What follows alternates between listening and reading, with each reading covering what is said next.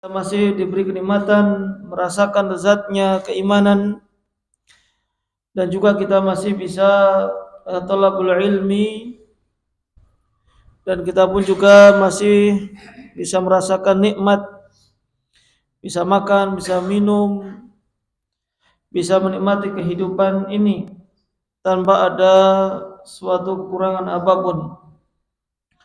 Dan selawat dan salam kita sampaikan kepada Nabi kita yang mulia, Nabi Muhammad sallallahu alaihi wasallam, beserta keluarga beliau, sahabat-sahabat beliau, serta orang-orang yang senantiasa istiqomah di atas sunnah beliau.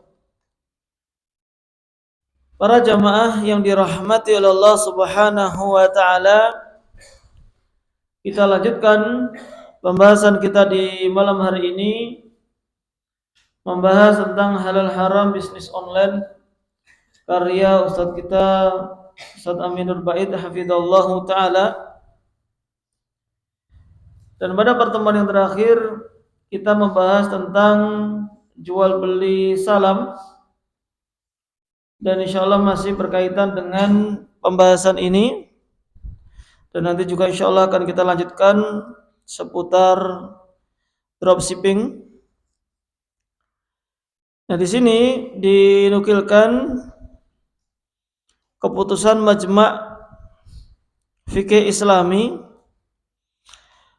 untuk akad salam, yaitu tentang ketentuan akad salam sehingga bisa diperbolehkan dalam syariat, dan juga berkaitan dengan aplikasinya di dunia perbankan. Di antara aturan salam yang disampaikan dalam qaror atau keputusan majma' ini, itu kumpulan para ulama ini, yang pertama, barang yang bisa menjadi objek akad salam meliputi semua objek yang bisa diperjualbelikan. Artinya barang yang boleh diperjualbelikan berarti boleh dilakukan salam padanya, seperti harus bermanfaat, memiliki nilai, atau hukum asalnya adalah boleh, maka itu diperbolehkan. Dan memungkinkan untuk dijelaskan berdasarkan kriteria, disebutkan spesifikasinya dengan jelas, dan bisa menjadi barang terutang yang dijamin oleh pihak penjual, baik bentuknya bahan mentah, hasil pertanian, atau barang manufaktur. Jadi yang menjadi objek ini pun juga bisa bermacam-macam, baik itu harus ditanam terlebih dahulu, harus diadakan, maka itu diperbolehkan. Dan yang kedua, dalam akad salam wajib menentukan batas waktu penyerahan barang, baik mengacu pada kalender atau dikaitkan dengan kejadian yang pasti terjadi atau yang umumnya terjadi. Jadi kalau misalkan waktunya itu kalau dikaitkan dengan kalender 1 bulan, 1 tahun, itu kan jelas. Namun bisa juga dengan suatu kejadian yang umumnya terjadi. Misalkan dengan waktunya itu sesuai dengan panennya padi misalkan. Padi itu panennya berapa tahun sekali? 3 bulan. Katakanlah 3 bulan gitu aja ya. Misalkan nanti penyerahan barang, meskipun yang jadi objek jual beli itu adalah HP misalkan. HP ini harus diserahkan nanti kalau bertepatan dengan panen padi misalkan. Ya umumnya 3 bulan. Ya meskipun kalau bergeser, berkurang atau bertambah itu sedikit, tidak jauh, maka itu tidak masalah atau diperbolehkan. Tapi kalau misalkan dikaitkan dengan sesuatu yang tidak pasti, nanti penyerahan barang kalau anak saya sudah kembali dari luar negeri misalkan, kapan baliknya? Ya tidak tahu, bisa jadi bulan depan, bisa jadi tahun depan, karena itu tidak pasti. Tapi kalau misalkan baliknya itu ini nanti anak saya sedang kuliah 4 tahun, ini mau wisuda. Kalau pas wisuda 4 tahun itu barangnya juga akan saya serahkan. Kalau itu agak pasti, ada kemungkinannya. Dan itu bisa dipastikan, maka itu juga tidak masalah. Artinya ketidakjelasannya ataupun katakanlah horor waktunya itu kemungkinannya itu sangat kecil. Kemudian yang ketiga, pada asalnya ra'sul mal, uang pembayaran harus dilakukan di majelis akad. Meskipun boleh ditunda 2 hari atau 3 hari, sekalipun disepakati sebelumnya. Hanya saja masa penundaan tidak boleh sama dengan masa penyerahan barang atau bahkan melebihi dari masa penyerahan barang. Karena namanya salam, hukum asalnya adalah pembayaran tunai di depan, sedangkan barangnya itu tertunda atau terhutang. Maka pembayaran harus dilakukan di awal secara lunas. Hanya saja di sini diberikan kelonggaran untuk pelunasan ini bisa di akad, saat akad, atau ada kelonggaran 2 atau 3 hari. Dan itu masih tergolong akad salam. Tentu selama penyerahan barangnya itu ya memang lama, ya mungkin 1 pekan atau 2 pekan atau mungkin 1 bulan. Tapi kalau nanti pembayarannya yang lunasnya tadi 1 bulan, sedangkan penyerahan barangnya juga 1 bulan, yaitu bisa masuk ke dalam jual beli kali bil kali, sama-sama terhutang. Akhirnya uangnya juga tidak terbayarkan pada waktu akad, barangnya juga belum ada. Maka untuk menghindari dari akad utang dengan utang, maka pembayaran memang harus dilunasi di depan. Dibolehkan secara syar'i pihak al-muslim, yaitu pembeli, meminta jaminan barang atau penjamin manusia dari muslam ilaihi atau penjual. Jadi karena pembeli ini memesan barang kepada penjual, maka di sini dia sudah membayar. Namun dia harus mendapatkan jaminan bahwasanya penjual ini harus bisa memenuhi pesanannya.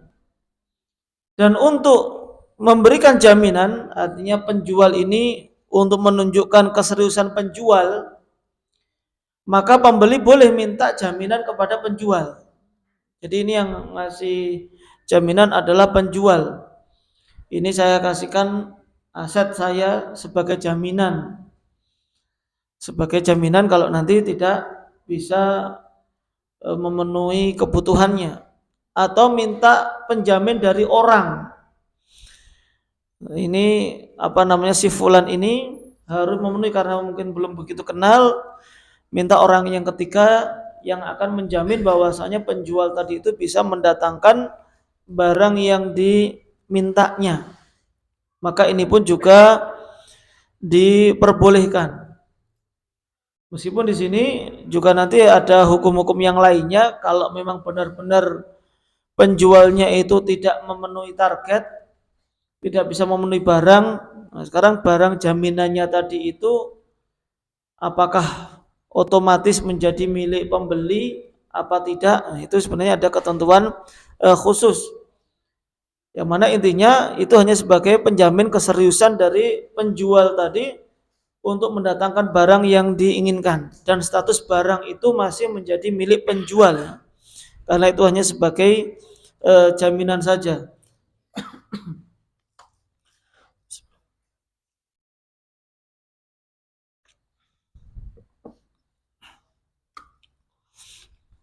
Kemudian ketentuan yang kelima, boleh bagi pembeli untuk meminta ganti objek salam dengan barang lain selain nukut, selain emas, perak, dan uang setelah batas waktu penyerahan barang, baik yang sejenis maupun yang tidak sejenis, mengingat tidak ada dalil maupun pernyataan ijma yang melarang hal itu.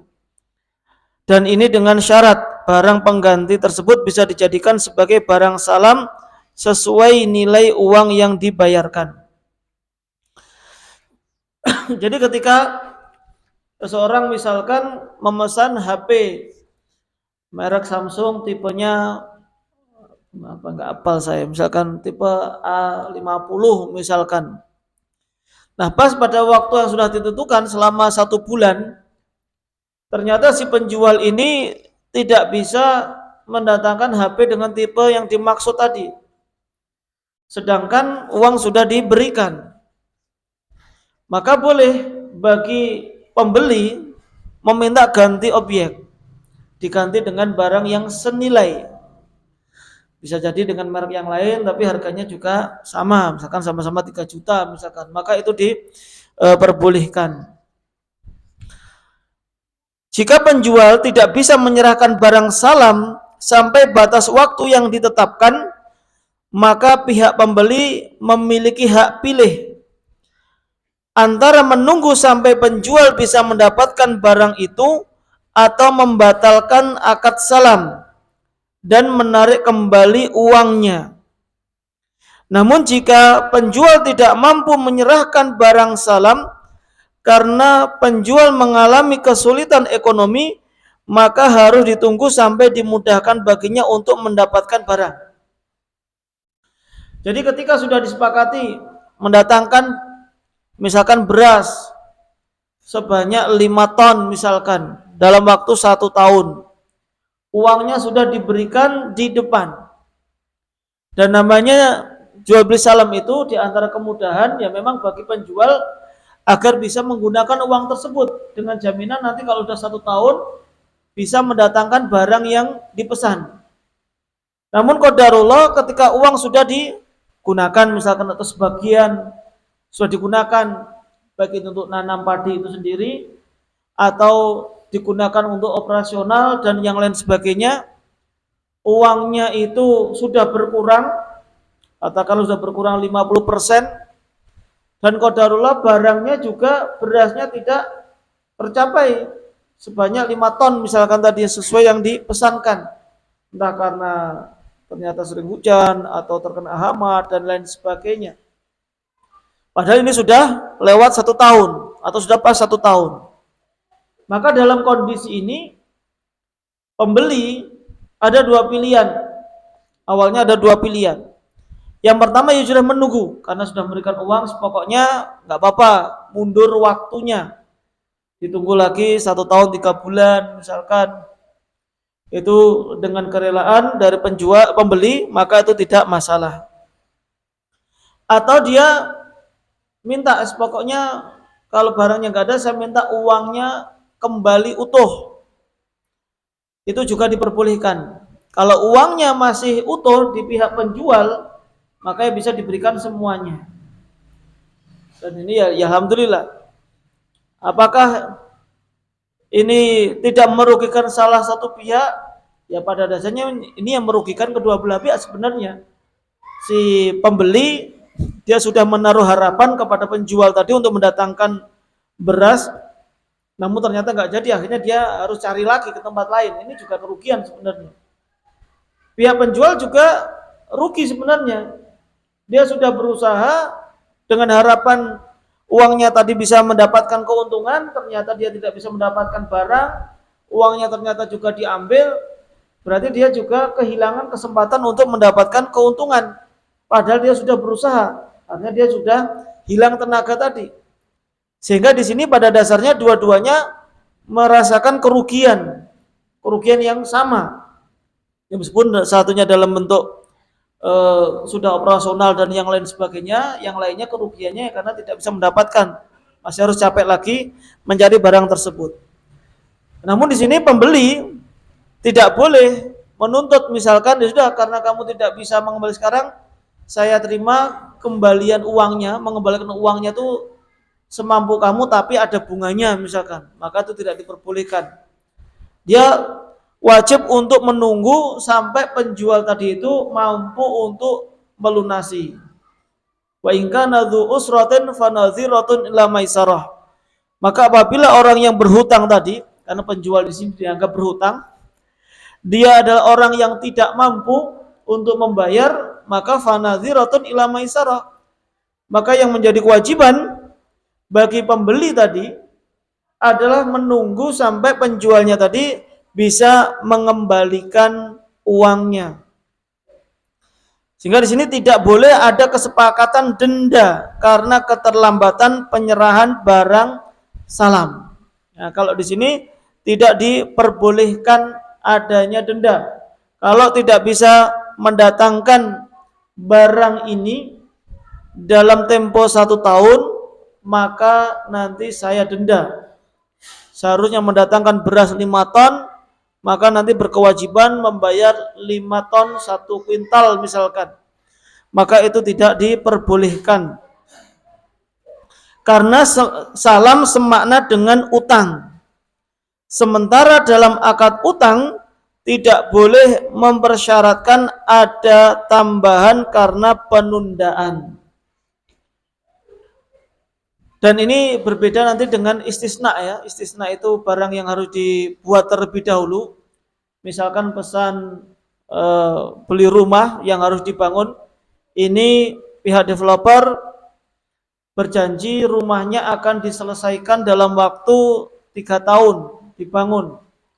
Nanti kalau molor maka ada denda. Denda dengan tambah fasilitas misalkan. Entah itu tambah TV, tambah parabola, atau tambah motor misalkan, maka itu diperbolehkan karena itu bukan utang berupa uang hitungannya. Tapi karena di situ adalah memang istisna, karena istisna pun lunasnya tidak di depan tidak masalah. Itu juga berlaku jual beli makanan mungkin ya, catering atau roti dan lain sebagainya. Ketika janjinya adalah didatangkan jam 9 misalkan, namun karena itu terlambat maka ada denda, minta bonus misalkan, nah maka itu juga tidak masalah.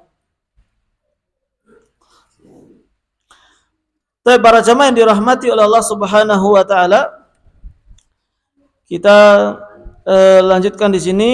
Di sini dibahas tentang salam hal dan salam muajjal. Sebenarnya pembahasannya agak panjang, namun ya saya ringkas saja. Karena pada intinya salam itu ada 2, salam hal dan salam muajjal. Salam hal artinya salam tunai atau kontan atau dalam waktu yang relatif cepat. Sedangkan muajjal adalah salam yang penyerahan barangnya itu dalam waktu lama. Yang terjadi pada zaman Nabi Shallallahu Alaihi Wasallam, salam itu pemesanan barang tadi itu waktunya 1 atau 2 tahun. Artinya beli kurma untuk 1 tahun dibayar di depan. Itu yang terjadi pada zaman Nabi Shallallahu Alaihi Wasallam.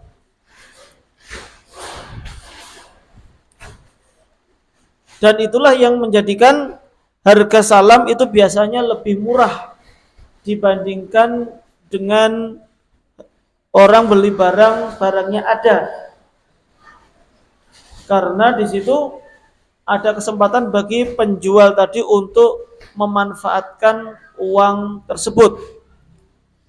Nah, sehingga muncul perselisihan dari para ulama kalau salam hal, salam dalam tempo cepat, kurang dari 6 bulan atau bahkan 1 bulan, setengah bulan, atau bahkan mungkin 1 hari, yaitu pembayaran di depan lunas namun barangnya 1 hari atau 2 hari.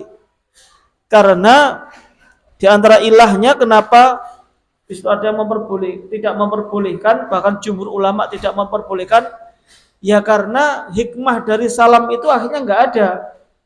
Karena hikmah salam itu supaya mbak di depan itu harganya bisa lebih murah daripada beli dengan harga 1 tahun lagi. Karena kan salam itu intinya beli kurma tahun depan tapi dengan harga sekarang. Sehingga kalau harga sekarang itu lebih murah, karena umumnya harga saat ini lebih murah dibandingkan dengan harga 1 tahun yang akan datang. Nah, kalau salam hal dengan tempo yang cepat, ya ini apa manfaatnya? Karena beda 1 hari atau bahkan mungkin 2 pekan, itu umumnya harga barang itu tidak berubah, itu umumnya, sehingga hikmah itu tidak ada.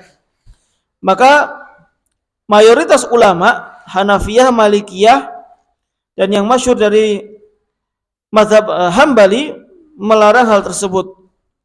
Sedangkan mazhab Syafi'i itu memperbolehkan adanya salam hal. Dan ini juga merupakan pendapat Syekhul Islam Ibnu Taimiyah.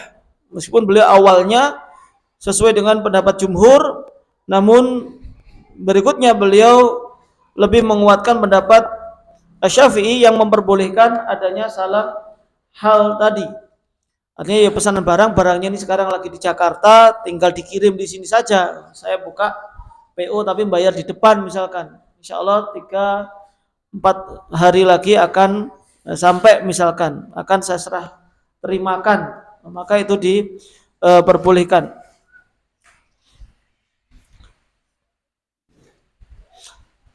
Nah, dari pemahaman masalah salam inilah nanti akan menurun hukumnya itu berkaitan dengan drop shipping. Bismillah.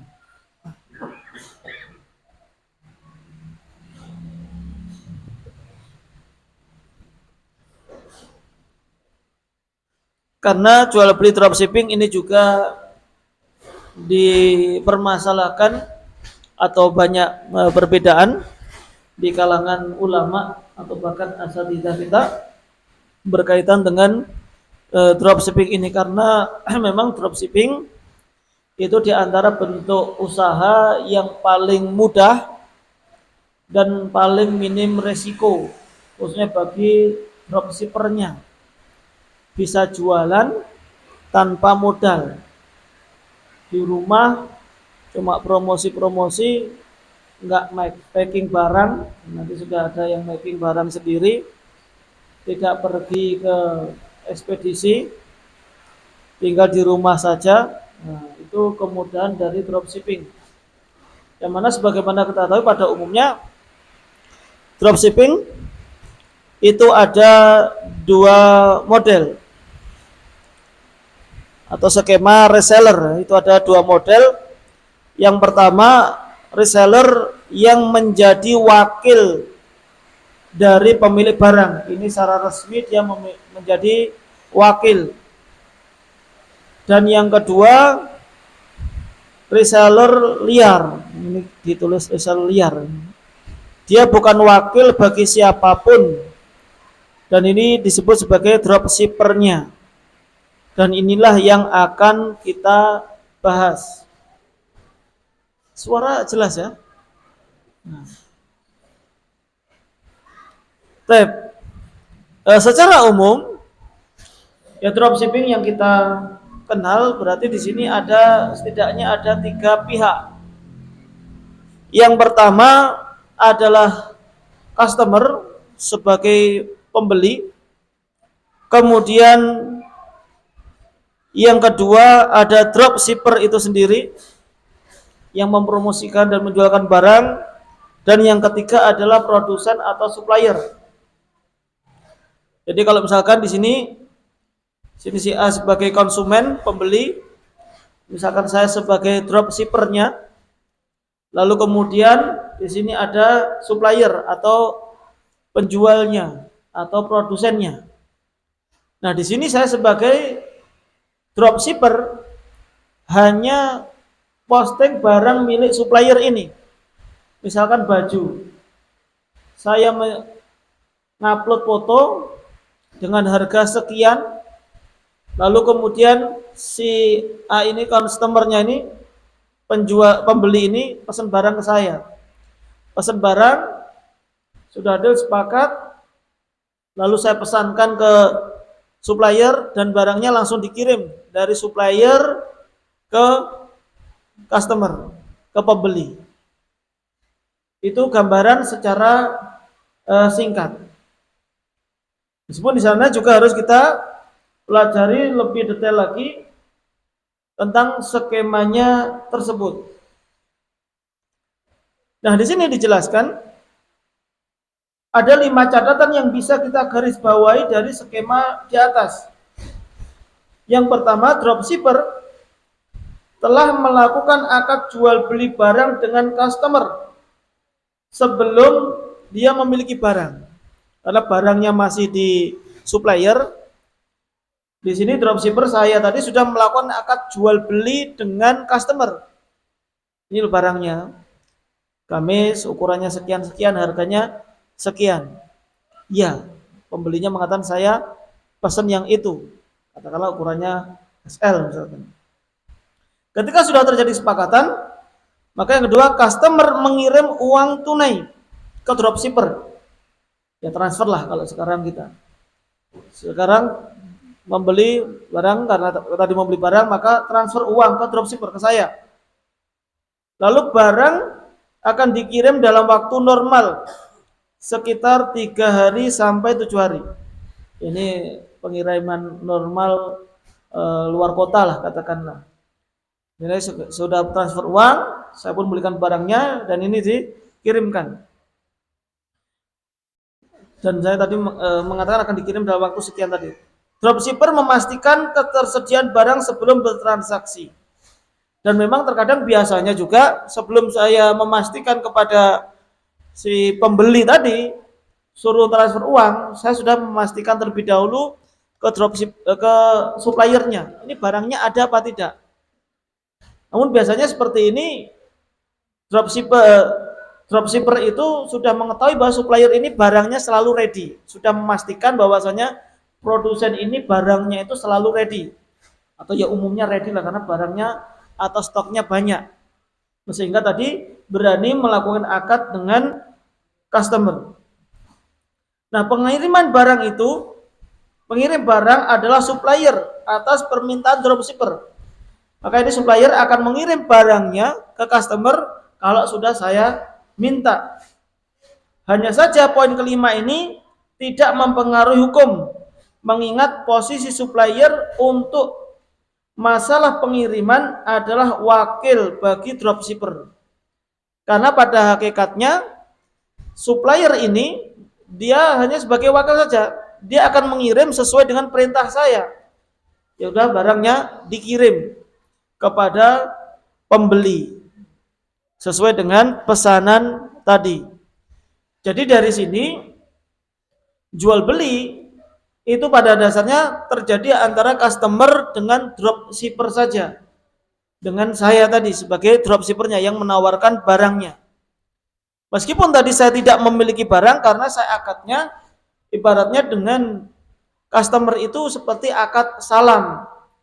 Jadi si customer itu membayar secara tunai, makanya transfer dulu lunas harga barangnya plus dengan ongkos kirimnya. Nah, biasanya plus dengan ongkos kirimnya.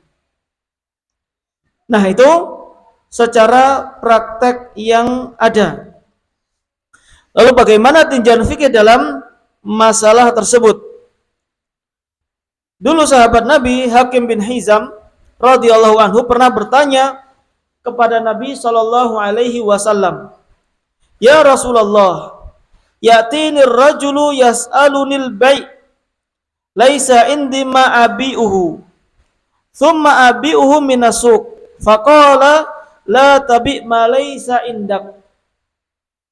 Aku pernah bertanya, yaitu Hakim pernah bertanya kepada Nabi sallallahu alaihi wasallam, "Wahai Rasulullah, ada orang datang kepadaku ingin membeli barang dariku, tapi aku tidak memiliki barang tersebut. Apakah boleh aku menjualnya? Kemudian aku nanti akan mencarinya dari pasar." Artinya saya melakukan akad terlebih dahulu, lalu kemudian saya ambilkan dari pasar dan aku serahkan kepada si pembeli tadi. Maka Rasulullah mengatakan, la tabi' ma laisa indak. Janganlah kamu menjual barang yang belum kamu miliki. Hadis ini memang sedikit menjadi persoalan bagi para ulama dalam memahaminya. Ini apa bedanya jual beli salam dengan jual beli yang dilakukan oleh hakim tadi? Kan jual beli salam sama saja. Saya menjual barang yang belum saya miliki. Siapa yang mau pesen? Bayar. Nanti saya ambilkan di supplier tadi. Lalu langsung saya kirim. Hakim bin Hizam tadi juga demikian. Dia nggak punya barang. Ada orang datang, pengen beli. Lalu saya menjualnya. Hakim tadi langsung menjualnya, mengiyakan, melakukan akad. Baru pergi ke pasar, seperti supplier tadi, barangnya sudah diambil, kemudian diserahkan kepada customer. Ini seolah-olah hampir sama sebenarnya kasusnya. Tapi kenapa salam diperbolehkan, sedangkan dalam hadis ini dengan jelas mengatakan tidak diperbolehkan. Maka di sini para jamaah yang dirahmati oleh Allah Subhanahu wa taala, setidaknya ada 3 pendapat ulama dalam memahami hadis Hakim bin Hizam tadi. Yang pertama, bahwa larangan menjual barang yang belum dimiliki tadi itu sebatas pada menjual barang muayyan. Muayyan itu yang sudah tertentu. Dulu kita bahas dalam syarat jual beli salam itu tidak boleh muayyan. Saya pengen beli barang tapi harus barang yang dimiliki oleh si fulan itu. Nah, atau harus dari kebunnya Pak Ahmad misalkan. Berarti itu muayyan. Karena yang diperbolehkan saya pesan misalkan mangga seberat 5 ton misalkan. Terserah nanti penjualnya mau cari dari kebunnya si Ahmad, si Muhammad, si Zaid, itu terserah. Tapi kalau harus memastikan pokoknya saya maunya dari kebunnya si Ahmad, itu kan nggak boleh. Karena kalau harus si Ahmad ada potensi nanti ada hamanya, ada kerusakan dan lain sebagainya, itu akan menyusahkan. Maka itu yang tidak diperbolehkan. Sehingga pendapat yang pertama ini dilarang tadi hakim tadi itu ketika hakim itu akan mengambilkan dan menunjukkan pada toko tertentu di pasar. Itu yang tidak diperbolehkan dalam hadis tersebut. Sedangkan pendapat yang kedua, bahwa larangan menjual sesuatu yang belum kamu miliki mencakup 2 hal. Yang pertama, menjual barang muayyan yang dimiliki, ini mencakup pendapat yang pertama, tapi ada tambahan. Yang kedua, menjual barang yang belum dimiliki yang dijamin akan didatangkan sesuai kriteria yang dilakukan dalam waktu cepat. Ini pendapat yang kedua, memahami larangan la tabi' ma laisa indak, janganlah kamu menjual barang yang belum kamu miliki. Itu maksudnya adalah salam hal. Tadi salam dalam waktu tempo yang cepat. Itu pendapat yang kedua, karena ini menganut pendapat salam itu harus muajjal, harus dalam tempo yang lama. Adapun pendapat yang ketiga, larangan menjual barang yang belum dimiliki mencakup 2 hal.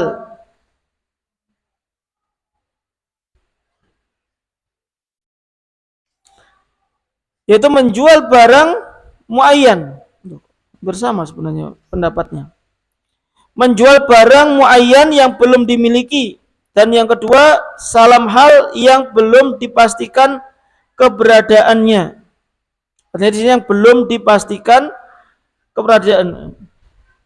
Namun jika penjual sudah memastikan keberadaannya, dalam arti sangat memungkinkan bagi penjual untuk menyerahkan barang itu, maka salam hal ini diperbolehkan. Jadi bedanya kalau pendapat yang kedua dengan ketiga, pendapat kedua itu salam, pokoknya salam hal. Tapi kalau pendapat yang ketiga, salam hal itu yang karena waktunya cepat, Karena waktunya terlalu cepat itu kadang susah untuk mencari barangnya. Kadang juga habis di toko ini. Sehingga kalau belum ada kepastian, ini mintanya 1 hari, tapi belum tahu nanti nyarinya di mana.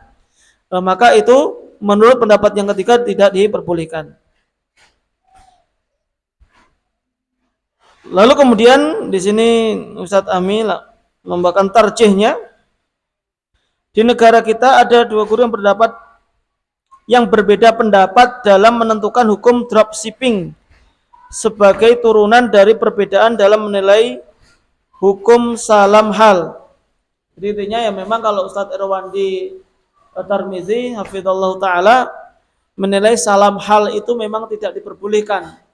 Artinya pesan barangnya langsung dikirim dalam beberapa hari, 3 atau 4 hari, di situ tidak diperbolehkan karena itu menyelisihi hukum asal dari salam. Kalau Ustadz Arifin Badri itu memperbolehkan, itu tetap menghukumi sebagai salam yang diperbolehkan oleh syariat. Dan inilah yang dikuatkan juga oleh penulis di sini yaitu Ustadz Ami Nur Bait hafizahullah taala. Intinya adalah untuk membawa dropshipping agar itu diperbolehkan, tentu di sini agar diperbolehkan maknanya agar sesuai dengan syariat. Nah, agar tidak bertentangan syariat, bukan makna agar diperbolehkan itu mengelabui syariat. Karena jual beli inah itu kan mengelabui syariat juga. Utang piutang tapi ya dengan istilah bagi hasil misalkan, padahal hakikatnya tetap bunga, maka itu namanya mengelabui syariat, tetap tidak diperbolehkan. Namun di sini agar akadnya bisa diperbolehkan maka dibawa kepada jual beli salam tadi dengan ketentuan bahwasanya dropshipper dia harus menyatakan memang barangnya memang nggak ada, dia itu akan melakukan akad salam kepada pembeli, tidak menampakkan seolah-olah dia itu memiliki barang. Saya jual gamis, barangnya readynya di Jakarta ternyata, padahal yang dipahami pembeli sudah ada. Oh nanti saya tak mampir ke rumah ya, mau lihat-lihat, katanya ready, ternyata readynya nggak disebut.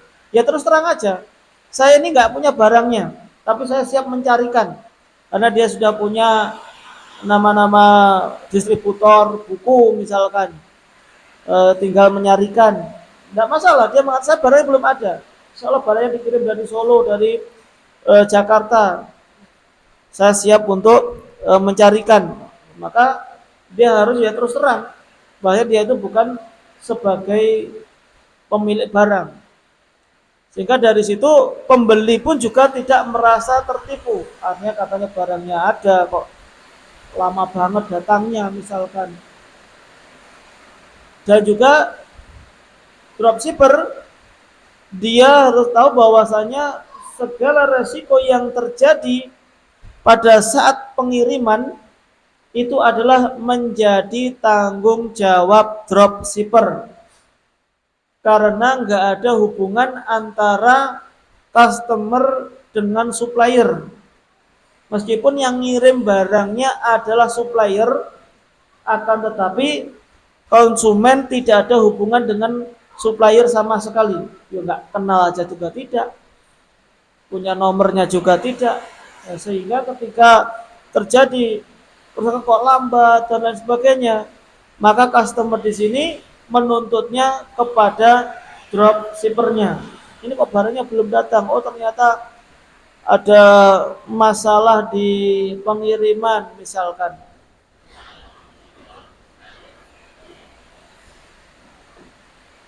Maka di sini dropshippernya lah yang bertanggung jawab kepadanya. Lalu kemudian para jamaah yang dirahmati oleh Allah Subhanahu wa taala, dan juga dalam masalah ini mungkin juga ada yang mengatakan bahwasanya bagaimana bisa dropshipper tadi menjual barang yang belum diserah terimakan. Jadi kalau dalam jual beli salam itu tidak ada syarat bahwasanya yang menjual itu ketika dia harus membeli kulaan terlebih dahulu harus menerima barangnya. Atau qabd itu tidak berlaku pada jual beli salam.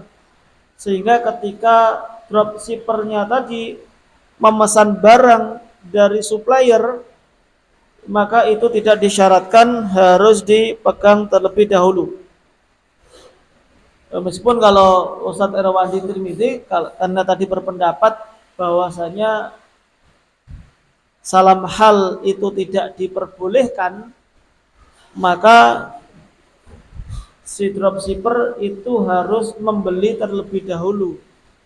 Harus membeli terlebih dahulu barang dari suppliernya, dikirim ke dia, lalu kemudian baru dijual kepada atau baru melakukan akad dengan customernya.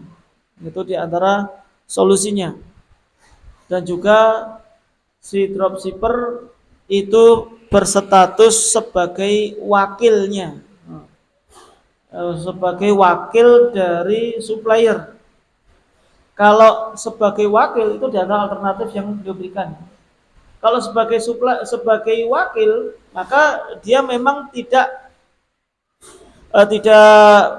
berkewajiban untuk nyetok barang. Boleh dia menjual seperti orang yang menjual katalog. Orang jual katalog itu sebagai wakil dari suppliernya atau produsennya.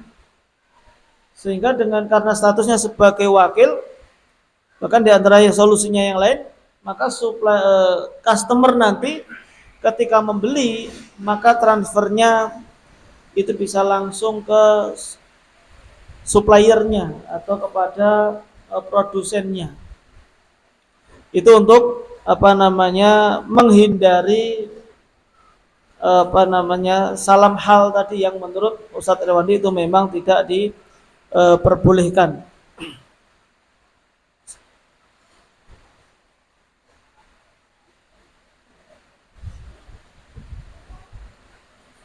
Nah, di sini perbedaan nanti dropshipper ketika dia melakukan jual beli dengan cara salam dengan kalau dia menjadi wakil, menjadi agen dari supplier tadi, maka karena ada konsekuensi yang berbeda nanti.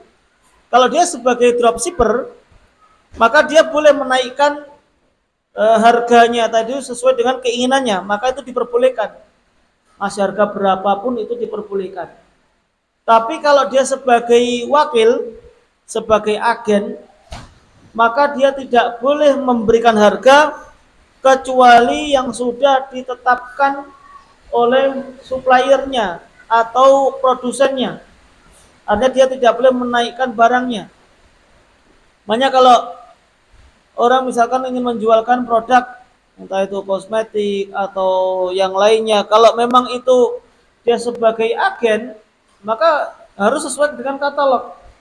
Kalau sudah ada ketetapan misalkan boleh ngasih diskon hanya sekian saja, 5% misalkan, karena nanti akan mendapatkan bonus dari akumulasi penjualan tiap bulan misalkan. Kalau tiap bulan bisa closing sampai 10 juta misalkan, itu baru akan mendapatkan bonus sekian-sekian. Maka dia tidak boleh dengan menurunkan harganya dengan harapan dia supaya bisa segera mendapatkan penjualan yang banyak misalkan. Maka itu tidak diperbolehkan karena status dia adalah sebagai agen, yaitu sebagai konsekuensi tadi. Para jamaah yang dirahmati oleh Allah Subhanahu wa taala, kita cukupkan, kita dengar adzan terlebih dahulu. Kalau nanti ada pertanyaan insyaallah setelah adzan. Wallahu taala alam.